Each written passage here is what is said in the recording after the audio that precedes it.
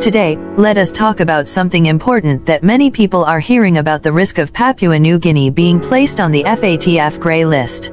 So what exactly does this mean? The Grey List is made by an international body called the Financial Action Task Force, or FATF. They look at how countries protect their financial systems from money laundering, corruption, and the financing of crime and terrorism. When a country has weaknesses, but promises to fix them, FATF puts it on the Grey List. It's like being put under probation. The country is not banned, but it is being closely watched. For Papua New Guinea, this issue is serious because in the last review, our systems were found to be weak. Our laws exist, but in many cases, enforcement is not strong enough. That means criminals, corrupt leaders, or even outsiders could misuse our banking and business systems. Now the world is asking PNG to prove that we can improve. So what happens if we are officially grey-listed? The first and most visible effect is on our banks and payments. When we send or receive money overseas, for example, school fees from a family member, or payments for imports and exports, foreign banks will look at PNG as a higher risk country. They will demand extra checks, more documents, and sometimes charge higher fees. Transactions may take longer, and this can frustrate families and businesses. The second effect is on investor confidence. Foreign companies and lenders often read these lists carefully. If they see PNG on the Grey List, some will think twice before investing their money here. Others may continue, but only if we pay them higher interest rates. This makes big projects, like mining, LNG, or large infrastructure, more expensive to finance. Smaller businesses, too, may find it harder to get loans from outside partners. Third, being on the Grey List can affect our international reputation. It sends a message that PNG is struggling to manage corruption and financial crime. This can discourage development partners, delay donor funding, and reduce the amount of capital coming into our country. Studies show that some countries on the Grey List lose up to 10% of their foreign capital inflows. For a developing country like ours, that is a big loss. Fourth, there are costs inside our banking system. Local banks will have to spend more money on compliance, hiring staff, upgrading technology, training officers, and monitoring transactions.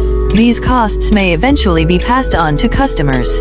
That means ordinary people could face higher fees just to keep an account or send money.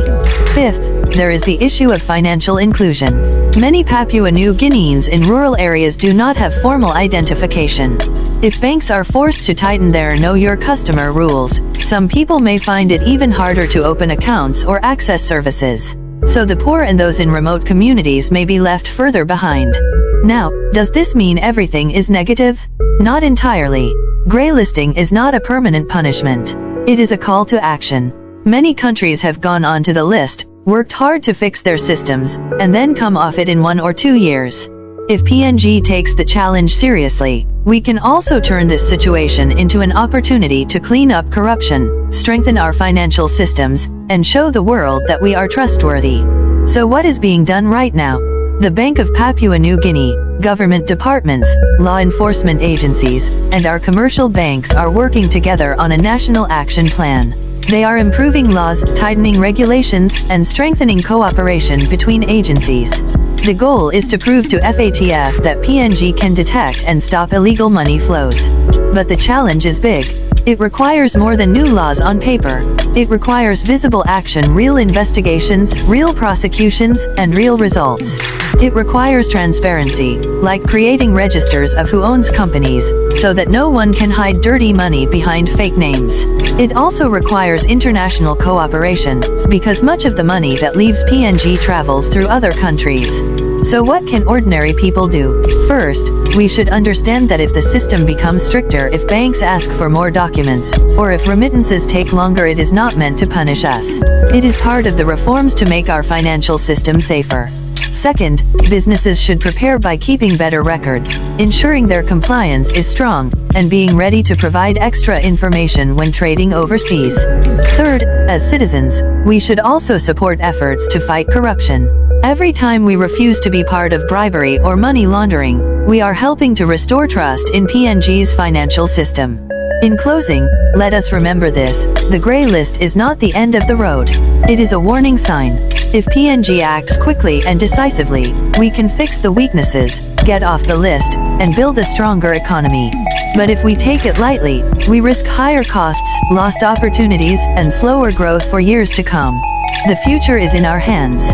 Together, let us support transparency, honesty, and accountability, so that Papua New Guinea can stand tall in the global financial community. In the end, gray listing is not the end of Papua New Guinea's story. It is a challenge, but also an opportunity. An opportunity for our leaders, our banks, our businesses, and our people to prove that PNG can rise, reform, and rebuild stronger systems. The world is watching, and the choice is ours. Together, we can turn this test into a turning point for our nation's future. Thanks for listening. That's the end of today's message. Stay informed, stay positive, and together let's keep building Papua New Guinea's future.